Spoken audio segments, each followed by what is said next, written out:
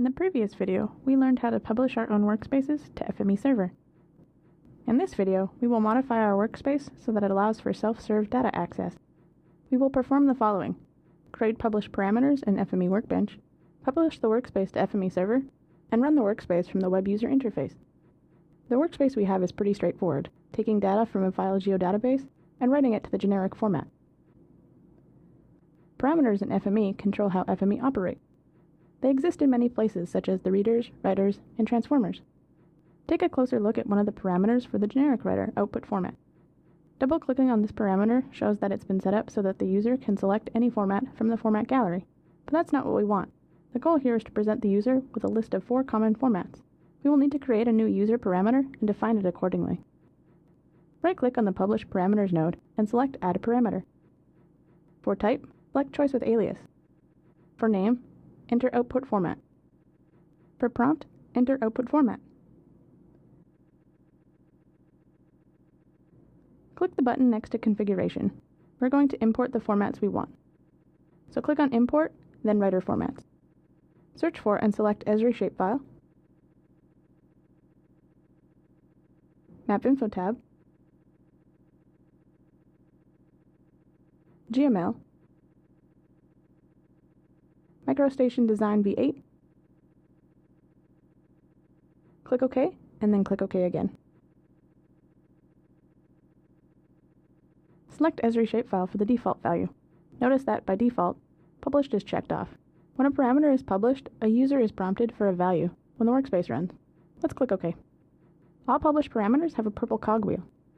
Our new output format parameter appears under Published Parameters. We still have to link it to the generic writer's output format parameter. Locate the output format parameter of the generic writer. Right-click on the output format. Select Link to User Parameter, then select the new output format parameter we just created. Notice how the icon has turned purple. One more thing. We will set up the workspace so that the user gets to choose which layers they want to request. It's actually quite simple. Expand the reader, then parameters, then features to read. This parameter lets the user decide which feature types to process when the workspace is run. Right-click on Feature Types to read and select Create User Parameter. We will go with the default for the definition, so just click OK. Confirm the new parameter appears under Publish Parameters.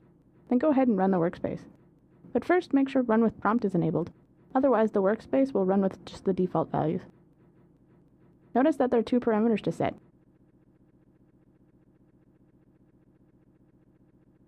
Okay, let's cancel this and get the workspace up on FME server. Go to File, Publish to FME server, and connect to your FME server. If you need help doing this, refer to the first video in this tutorial series. In the next dialog, select the Server Tutorial repository. Then call the workspace communitymapping.fmw. The existing one will be overwritten. Register the workspace with the data download service. You can leave the job submitter checked.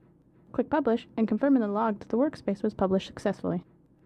Now open up the FME server web user interface. Click Run Workspace. On the Run Workspace page, select Server Tutorial, the Community Mapping workspace, and then Data Download. Now check out the published parameters. You will see the 2 that we had set up and tested in Workbench. Just as before, select an output format. Select 1 or more layers, and then click Run Workspace. The Data Download service presents a URL link to the translation result in a zip file. A quick inspection of the contents of the zip file confirms the results that we were expecting. In the next video, we will set up a schedule for when our workspace will run.